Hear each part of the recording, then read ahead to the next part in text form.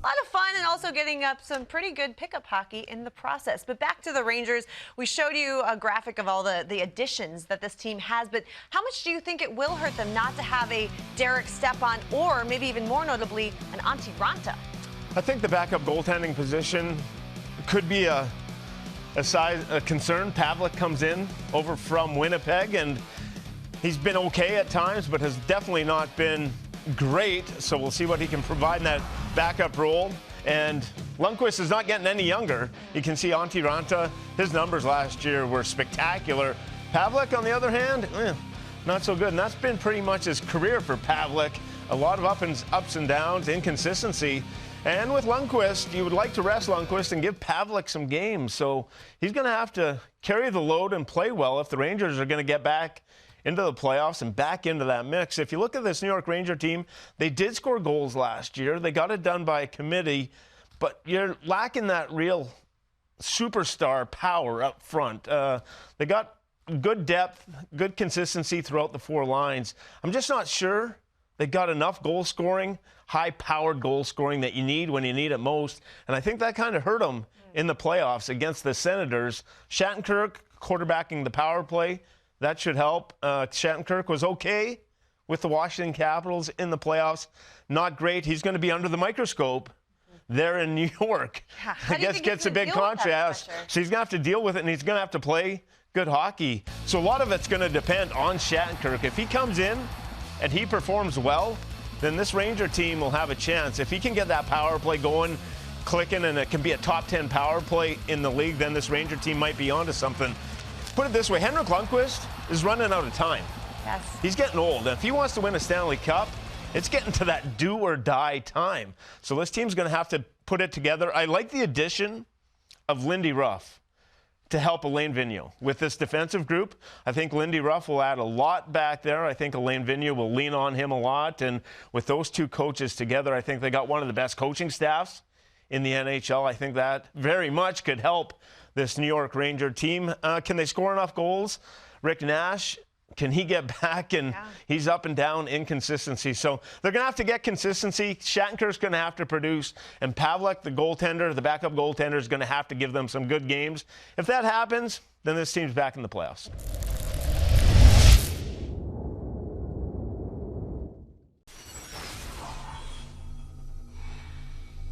Because the Toronto Maple Leafs are a team that we need to keep an eye on. Wouldn't you agree? Exciting.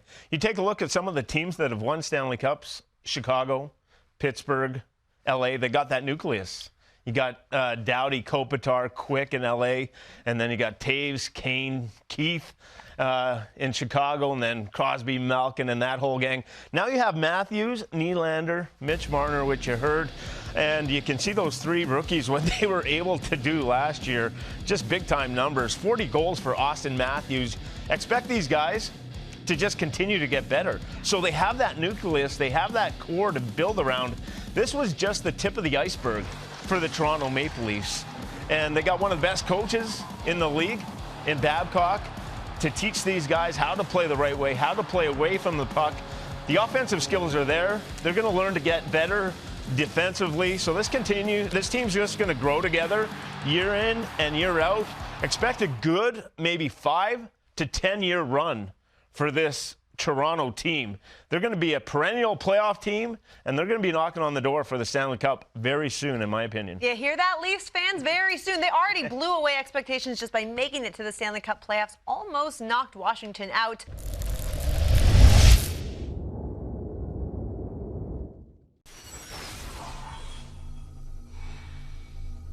And it is a day we talk about every year, but for very good reason, because, as we just said, it really changed a lot of things in the NHL. You take a look at the current state of the NHL and 31 teams now with Las Vegas having a team. This was a monumental day. It was. I remember where it was, and I think you can't do that. You cannot trade Wayne Gretzky.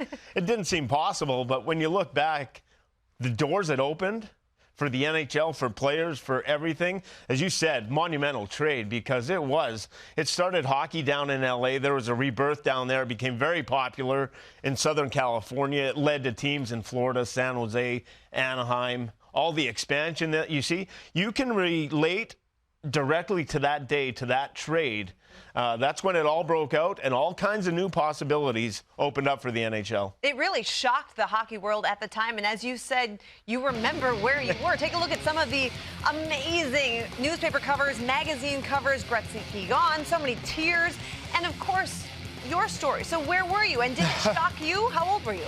I think I was 17, and I was going from my place. My parents lived in Montana at that time, and I had some relatives in Salt Lake City, and we were driving, and we were about halfway. I think we were in Pocatello, Idaho, in a town called Pocatello, Idaho, and we were getting lunch, and it was announced over the radio, and I couldn't believe it. I was just, you cannot fathom that was happening, that they traded Wayne Gretzky. It was like, okay, this is going to be reversed or something's going to happen. This just can't seem real. And at 17, I didn't fully grasp trades and everything that went on.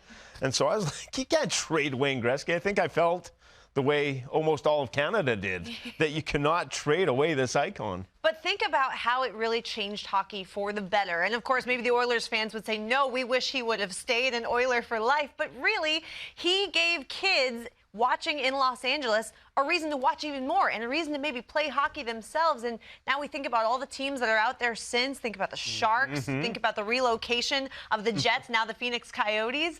It's remarkable. I got to play for the Florida Panthers. And part of that was because of this. Look at the relocated team, San Jose and then Ottawa. And I was part of that expansion draft when Florida came in with the Anaheim Ducks, and Dallas came in as they moved from Minnesota, Nashville, Atlanta, Columbus, Minnesota. Now Las Vegas coming in this year. Wayne Gretzky, his star power and LA under those Hollywood lights. Once he did get there, it was special.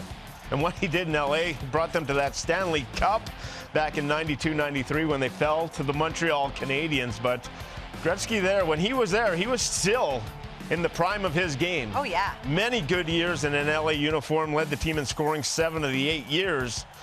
And open up that fan base, LA had a little bit of notoriety, but nothing. All of a sudden, you saw all the actors sitting front row down there at the Forum, had that old Forum Club upstairs. It became a hot spot to go to those games for everyone. And then once you get the actors going to the game, everyone, it becomes a trend. It becomes a hip thing to do.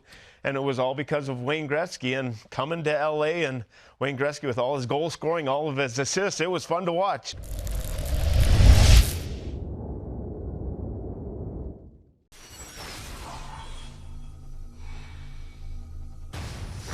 Ryan McDonagh is the key cog for the Rangers. He's on the ice in almost every key situation. Plays the game the right way every night. Good physical play, blocking shots. I mean, he does all those little things. Score! Great shot by the captain, Ryan McDonagh, the team MVP. Look how aggressive Ryan McDonagh was. Well, Ryan McDonagh is spending his offseason by playing more hockey. It's all part of this league called the Beauty League. How awesome is that? Taking place in Minnesota, a lot of Minnesota natives or guys who summer in Minnesota. Take a look at the names. On just this team alone, there are 6 teams, and this is the team that Ryan McDonagh is on. He is kind enough now to join us over the phone. And Ryan, I understand there is a big game tonight. You guys, what are you, 2-3 right now? You're taking on a team that is 4-1. Can you tell us more about this league and how competitive it actually is? Yeah, I mean, it's a lot of fun. It's now in its second year, and definitely the hockey fans in the metro area here have picked up on it because the attendance is pretty high every night, and it's a great opportunity for little kids to come out and watch us play and see things happen up close. It's 4-on-4, so a little bit more ice out there, and the plays can get a little creative at times, which makes for a fun atmosphere. Ryan, has the league changed from last year to this year in the second year? Has it gotten more competitive as you guys have gone along? I think it does. I mean, the first game's kind of a little bit slower paced, but it just seems like as soon as one team scores that first goal, then it's the other team trying to climb back in it, and the other team trying to add to their score. So it gets the pace escalates pretty quick there, and obviously the fans are pretty up close and personal in the rink there in that atmosphere, so it helps kind of generate some energy in the building.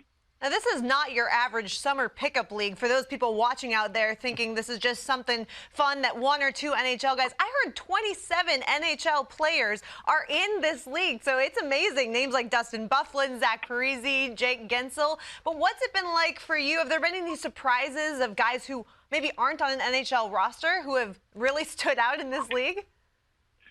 Yeah, like I said, now our second season, so we've got some players that were in the league before, but we've also got some new players, and I think a guy I'm playing tonight that just recently drafted in the first round, that Casey Middlestat. It's fun to see these guys.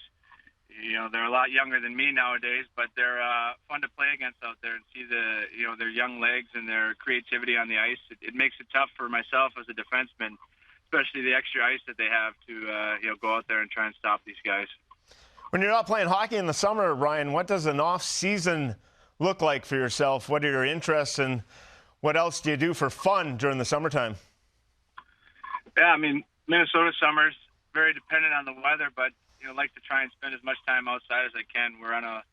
We live on a lake here in the metro area, so I like to spend as much time there fishing and boating. And my family, we've got cabins up north, so we try and get there a couple weekends too, and also just try and relax too and spend time with our family and friends that we don't get to see as much during the season. So it's obviously pretty busy at times, like most guys' summers are, but when you do have that rare weekend of nothing going on, you just try to chill and relax. Well, it's only a few more weeks of the Beauty League before it's back to training camp. And, of course, preseason is less than 6 weeks away in the National Hockey League. So with all the changes that you've seen happening on your team, the addition of Kevin Shattenkirk, what are your expectations for the fall?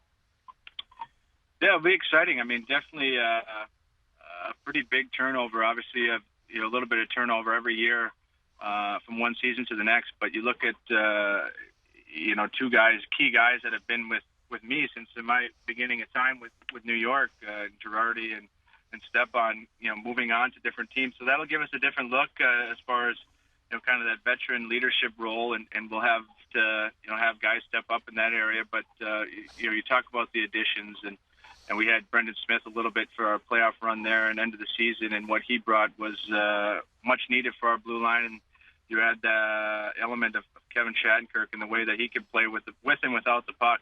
He's obviously wondrous with the puck, and I'm looking forward to seeing him, contribute in all areas of our game for our back end. Well, we can't wait to see you back on the ice in a Rangers sweater, but for now, good luck. I know it's a big game for you tonight. The pressure's on. I know. All right, thanks for taking the time, and good luck. We'll talk to you soon. Thank you, guys.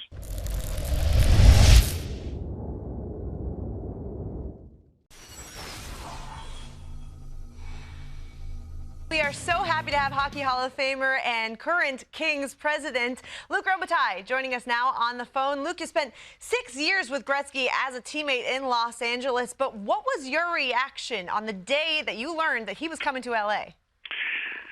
I was in Montreal, and I had learned a couple of days earlier that he was coming, and I still couldn't believe it until I heard it. I was shocked because that was the guy I idolized growing up to that point. So I was ecstatic. But I still somehow couldn't believe that he was actually leaving Edmonton. I just couldn't believe it, So. Yeah, Luc, talk about the change. Once he got down to Los Angeles, you were there prior to the trade, and all of a sudden Wayne Gretzky's on board. Talk about the change that happened down there in Southern California. It was such a big change. I mean, it changed the game. I mean, it was suddenly, the LA Kings. We had like a lot of young guys, and there was some talk about being up and coming, but it put hockey on the map. Everywhere in California and even in the U.S. It was such a huge game changer for everyone. And it was like, I remember coming back, I think it was a week later in L.A., and that's all anybody could talk about was the fact that Wayne Gretzky was going to play in Los Angeles. I mean, I think people just they were they couldn't grasp the concept, and it was amazing the buzz that the city had on the Kings and hockey. Yeah, we were talking earlier about how even at this year's All-Star game, they had the Hollywood sign out, but it was Hockeywood instead, and how superstars started coming to hockey games, started caring about the LA Kings. At what point do you remember thinking, we're a big deal now? I think right away. I mean, it was like, we went from the years before where we had training camp, where we had the 2 reporters from LA there, and suddenly we go to training camp, and there were hundreds of reporters, And in those days, our training camp was in Victoria, British Columbia, and everybody came down. I mean, you had every news channels from LA. Everyone was there, which they had never traveled to see any of our game, which was very interesting that they were there for camp. And when we came back, and just even the preseason games, you could feel the buzz, and opening night was something absolutely memorable. It was truly amazing.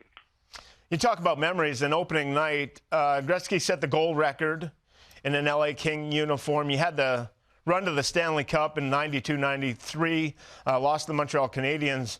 What were your fondest moments of your time there with Gretzky? I mean, for me, like I said, that was the guy I idolized. So every day I was learning so much from him, just watching him. You get to see the greatest player to ever play the game. At the time, I think we knew that was going to be the greatest player to ever play the game, and he was still at his peak, I think he was 28, which is amazing, and to get with him, but to see him in all the big moments, what made Wayne special is, like, everybody always talked about all his points, all his goals, but what made him even greater was, like, if you were down 3-2 and you had 5 minutes to go, he could literally create 4, 5, 6 scoring chance for your team, like out of nothing. There was no one that could do what he did, and he was truly just an amazing player. For me, those are some of the great memories. And then, the run in 1993, like how much he dominated, every game. And you go to Toronto for Game 7, and I remember the press was on him in Toronto. They like to get on him, and he goes out there and gets a hat trick and totally, like, just changes everything. It was truly amazing, Hard to believe that almost 3 decades have passed since you guys were teammates on the LA Kings, but now you're president of the LA Kings. How has this team continued to grow the game in Southern California?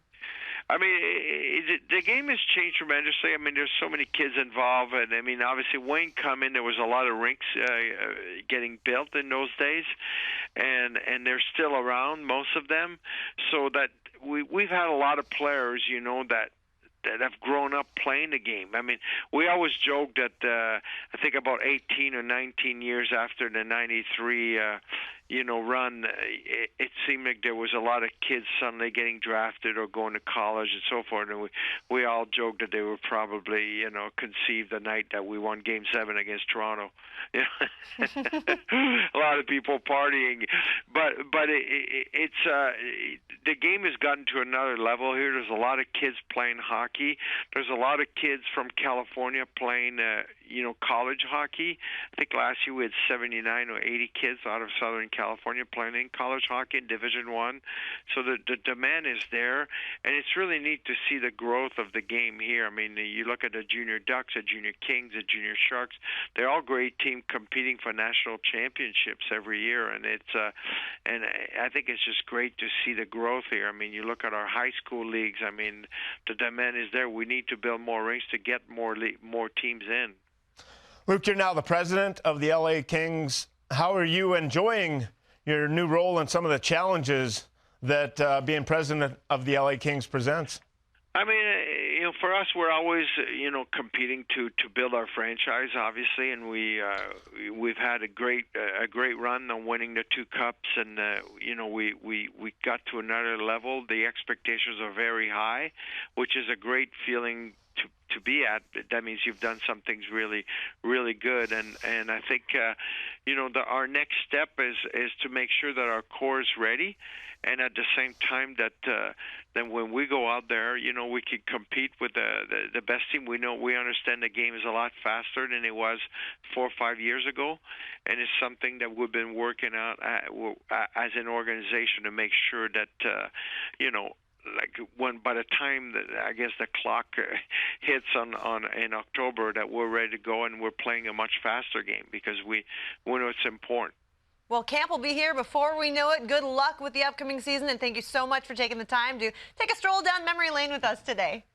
Oh, no problem, guys. It's an amazing memory. I mean, if it weren't for Wayne, I still think it would have taken a lot longer to have these teams in Florida. And you look at Nashville, Phoenix, and Dallas. I mean, all these teams popped right after when Wayne was in LA. It's amazing. And now we have Las Vegas to look forward to, too. Exactly. All right. Have a great rest of your summer, Luke. Thanks. All right. Thank you, guys. Okay, bye-bye.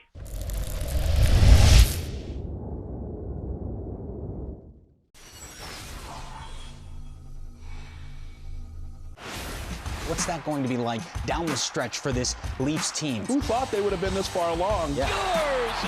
James Van Riemsdyk. And the stars for the Leafs right now are the rookies, and they put on a show. Scores! Nylander, what a shot! And there it is! A record for Austin Matthews! Tonight, it was a team effort, but boy, Anderson was spectacular also. Holy mackerel! Matthews is at it again! There's some records being set now for the Toronto Maple Leafs and their group of rookies.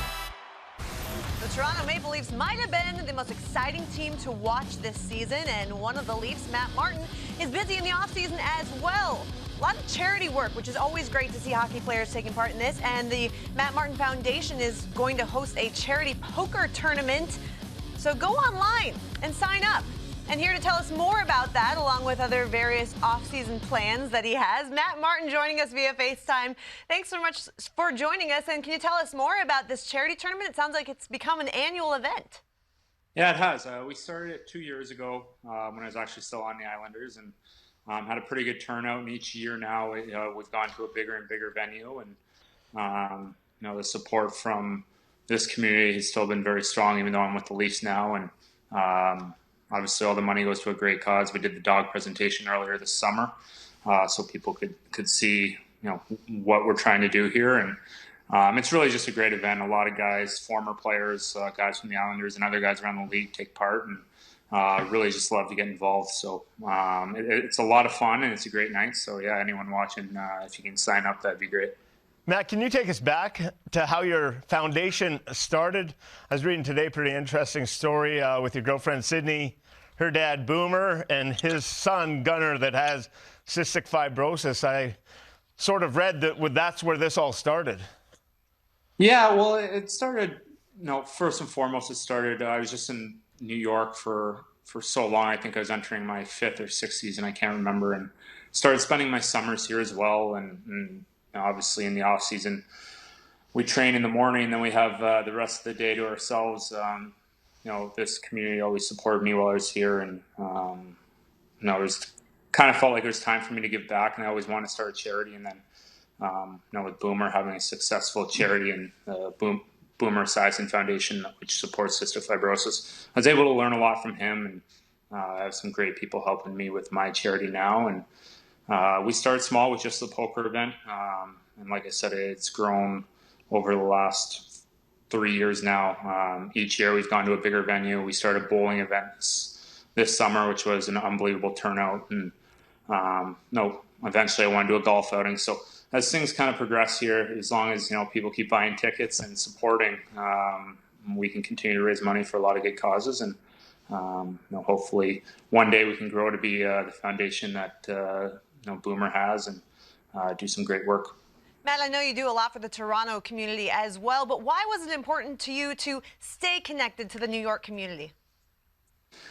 Like I said, I spent so much time here, and I started spending my summers here since I'm dating Sydney now, and it was just unbelievable the support they always gave me as a player. And it's a great place to be, a great place to live, and I would like to do events in Toronto as well as this kind of progresses here. Last year I just want to kind of settle in and find my place with the new team, but maybe next summer we'll look at doing similar events in Toronto as well. And like I said, we're just here to try to raise money to help people in need, and that's the most important thing to us. Matt, you were recently able to help a veteran. Can you tell us behind that story? Yeah, so I think it was sometime last summer, the American Humane Association asked me to do a public service announcement, and they started telling us about this new program they're starting, which was to rescue dogs and turn them into service dogs for PTSD survivors or people struggling with PTSD, and their whole thing is saving 2 lives, and that was really cool to me. I'm a dog lover. I have a dog myself, and obviously the military has always been something we've supported with our foundation, something I've supported my whole life. So it would seem like a no-brainer to me to try to get involved with it, and it was really a great event. Obviously, the NHL was very helpful in that. Tito's Handmade Vodka was a big sponsor in that, and helped us raise some money to be able to do that. So we've had great sponsors, we've had great help, and the great thing about the foundation stuff is everyone seems to want to jump on board and help out, and you meet a lot of good people while you do stuff like this. And like I said, I hope it can continue to grow, and next summer we can do more than one service dog. Sounds like you were also just involved in the Matt Martin Hockey Academy as well. What were some of the highlights of that for you? I actually got mad at the girl that does our social media because she posted a video of me getting scored on while I was in net. Oh boy! TSN posted it, and it was all over the media before you knew it. So no, that was tough for me, but I just have a lot of fun with that. The kids are always so excited to be there, and uh-oh, it's on this media here too now. I don't know if you can see this, I but hope they don't show it now. But, as you can see there's I think that's Cal Clutterbuck, and Thomas Hickey was out there. A few Beauvillier, Barzal, Hosang, a number of guys came out to support, and that's the great thing about the hockey community in general is guys always want to get involved, whether they have their own charities or just getting involved in other charities. Everyone seems to want to help out, and I wouldn't be able to do this without the help of my former teammates and current teammates. And so it was a great camp. We had a lot of fun with it, and that's another thing that just continues to grow, and we have a lot of fun. Get back to hockey, and one season under the belt for yourself with the Toronto Maple Leafs. You guys get back into the playoffs. Just talk about your first season in Toronto and your expectations for this upcoming season. Well, I think expectations are definitely higher than they were last year. I think they climbed pretty quickly in a place like Toronto. Going into last season, I don't think too many people expected much of us except for the guys inside the dressing room. And obviously, we're able to get into the playoffs, and I think that'll go a long way for all of us, let alone our young guys that just got their first playoff experience. And Austin, Mitchie, Nylander, all the other young guys involved just, can learn so much from that experience and hopefully take it to another level next year. It's a pretty special thing to get into the playoffs, but I've only been in the second round one time and would love to get a lot further, and I think we have the team to do it. It's crazy that you are the veteran on such a young team, but a guy like Mitch Marner seems to have a special bond with you. Is that right? Do you feel like you've taken him under your wing a bit? Yeah, he's a pretty easy guy to get along with, and he's got a ton of energy, and just a great kid all around. He works hard, and just an unbelievable talent. I don't think I've ever played with a guy that one is so small but so dynamic, and can make plays that you just don't see coming. And he's going to be a great player in this league for a long time. But his energy in the dressing room is unbelievable, and he's always got a smile on his face. So.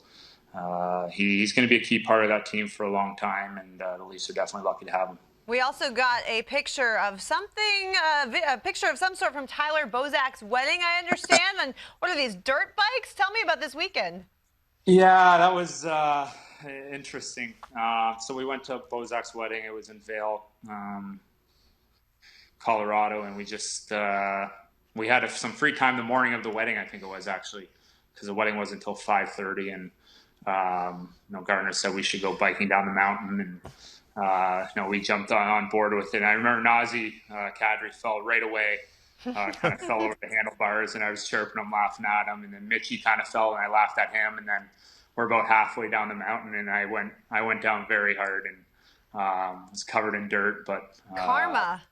Yeah, we had a good time, but it was definitely something I don't think I'll be doing again. Yeah, what did Lou have to say? What did Lou have to say about that? Yeah, it was a little. Yeah, seriously, it was a little scary actually. I wasn't expecting it to be what it was, but you get some good views from up there. But if you're not an experienced mountain biker, we probably shouldn't have been going down some of the trails we were going down. All good fun, and enjoy it because summer is going quickly. So thanks so much for taking the time to join us here today, and have fun with the rest of your summer. Thanks, guys. Appreciate it.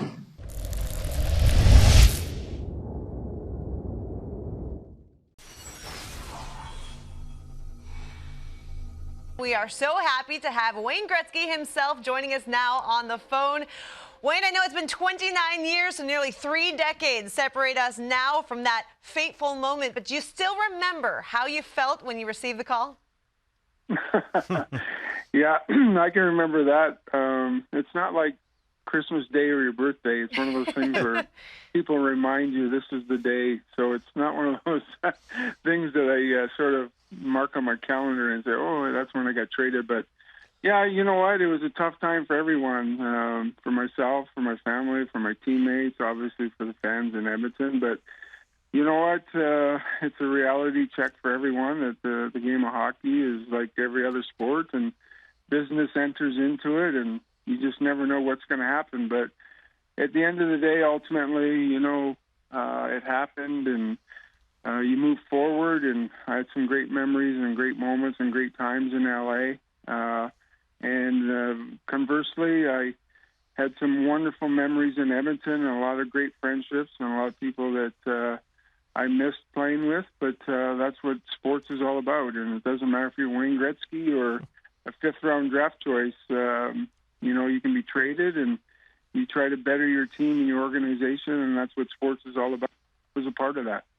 Wayne, when you got to LA, how long did it take you to feel comfortable being an LA King? Oh, it took some time. Let me tell you, I don't know if people realize, but we'd won 4 championships in 5 years. We were obviously a really good hockey team and a great organization, and I guess 6 Hall of Famers. And I got traded to a team that finished 20th out of 21 teams the year before. So there was a lot of work to be done. It was a big process. But ultimately, people like Luc Robitaille and Kelly Hrudey and Marty McSorley, Bernie Nichols, Tony Granato, Rob Blake, all those guys understood that we weren't just a hockey team. We had to do extra things. We had to get out in the community. We had to really put our foot behind youth hockey and really do extra work. And the players really enjoyed it. They really wanted to make hockey part of the culture of California. At the time, I think my first exhibition game, we had 9,000 people in the stadium, and I thought, oh my goodness, what have I got myself into? But thankfully, the whole organization understood that it was going to be a process, and we were all a big part of that. And then I got really lucky, and I tell this to people all the time. Mario was in Pittsburgh, and he had a lot of charisma and one of the greatest players that ever lived. And Brett Hull was doing his thing in St. Louis, and Steve Yzerman was in Detroit, and Mark Messier went to New York. And so when you have that kind of people and that kind of charisma and those kind of players of the caliber they were at, it wasn't just Wayne Gretzky. It was a whole bunch of people that sort of got together and said, okay, we got to figure out a way to make our brand even bigger and better. So I was just a part of it. I'm proud of the fact that I was a part of it, but there's a lot of people that were involved with the process of making the game what it became today. I know you said you don't celebrate this day like Christmas or your birthday, but American hockey really celebrates it because it really did spread the love of hockey and the great game that we now know today to Los Angeles. So what have you thought about the state of our game today? I know we were just out in LA for the All-Star game. Now there's a team in Vegas. How happy have you been with the growth of this game? Yeah, it's wonderful. Let me just say, it's great. I think that being the commissioner of the National Hockey League is one of the hardest jobs because we're not dealing with one country. He has to deal with both Canada and the United States, and they're different countries. And I think he has a tough job, and he does a great job of that. And yet we're still trying to grow markets in the Southwest and in the West and in the Southeast. It's great to see organizations with guys like Dale Talon in Florida and Stevie Yzerman in Tampa Bay. Dallas looks like it's turned the corner. They've won a cup, and looks like they're going to be a much better team this year. And I'm happy for Rick Tocchet to go back to Phoenix. And, of course, L.A. winning their championships and Anaheim having the success they've had. And San Jose has been one of the best teams in hockey over the last 10 years. So, you know what? We're all part of it. It's wonderful. It's great for the sport. And it's just going to grow and get bigger and better. It's just an exciting time. And these players today are just incredible to me. They're bigger, they're faster, they're stronger. Their dedication to their game is incredible. I'm so impressed by the maturity of players like Sidney Crosby, who's now at the old age of 30. But, you know, he's carried himself so well, and he's just been a winner and been a great sort of leader of the National Hockey League. And then to see young kids like Connor McDavid and Austin Matthews come in and play at the level they're playing, but more importantly, the respect that they have for the game and for their cities and their communities and for the National Hockey League. And, you know, it's a testament to their coaching that they had as kids, and just as important, how they were raised by their parents. So the game is in great shape. It's getting better all the time, and that's what the game of hockey and game of sports is all about. Wayne, you set the goal record in an LA King uniform. You had that big game in Toronto. You grew up in Ontario in Game 7 against the Leafs to send the Kings to the Stanley Cup final. What were your fondest memories in a King uniform? Well, my first game as a King, I'll never forget, because Roy Orbison actually sang the national anthem, which was pretty cool. We got a great picture, my wife and I, with the Roy Orbison. To go from 20th place in the National Hockey League and eventually, after 5 years, get to the Stanley Cup final. And I say this all the time. We had a good coach. We were a team that pulled together. We weren't as good as a lot of the other teams that we beat in the playoffs that year, but probably a lot like your Florida teams. You know, if everybody understands the system and pulls together, you unite. And for us to win Game 7 in Toronto, especially when the whole country wanted to see a Toronto-Montreal Stanley Cup final, which hadn't happened in so many years, to win Game 7 in Toronto, I can't say enough good things about how well Kelly Hrudey played and what he did to get us to that next level, and guys like Marty McSorley and Rob Blake and Daryl Sador and Tony Granato, Luc Robitaille. It was a group of guys that just really loved playing for each other. It was tough. We won Game 7 and had to go straight to Montreal and play Game 1, and we won Game 1. We were very tired for Game 2, but as I've said many times before, no excuses. You know, Montreal was a better team, and they deserved to win a Stanley Cup that year, but we gave it our best effort. When you lose 3 games in overtime, you have nothing to be ashamed of. It was just disappointing in the sense that it wasn't the most talented team that I ever played on, but it definitely had a lot of heart and a lot of soul. Wayne, you're now Grandpa Gretzky. You have 2 grandkids. What's it been like being a grandpa? Well, you know, it's interesting. You know, it's a whole different ballgame now. If you ask my wife, she thinks she's the mother of those 2 boys, but that's what grandmothers do, I guess. But, you know, it's been tremendous. Both Pauline and Dustin are wonderful at letting us spend quality time with the kids. And, you know, with the schedule the golfers have, they go to Europe and they have to go to Asia. So when that happens, consequently, we get quality time with the children. So it's been a lot of fun. It's been enjoyable. What's been really fun, really unique, is how close my kids are to the kids. 14-year-old daughter and a 16-year-old son, and my older boys. They love being around the 2 kids. So, you know what? That's what makes life so important, is family. And I can't say enough good things about it. people tell me all the time, they stop me when I'm around Edmonton, and they always say, you know what, my grandparents told me that you were pretty good. They used to watch you play, and that's when you know you're getting old. Oh, nothing to make you feel old like that, right? Wow. Well, Yeah. or keep you immortal, either one. Wayne, we saw you out in Vegas in June for the NHL Awards and, of course, the expansion draft as well. But you spoke about the challenges of trying to grow the game in L.A. Now this Vegas team is going to try to do that. So do you have any advice for the players on that team as to how they can really get the community to quickly become fans? Well, first of all, you know, you got to have good ownership, and it looks like they have strong, good, solid ownership.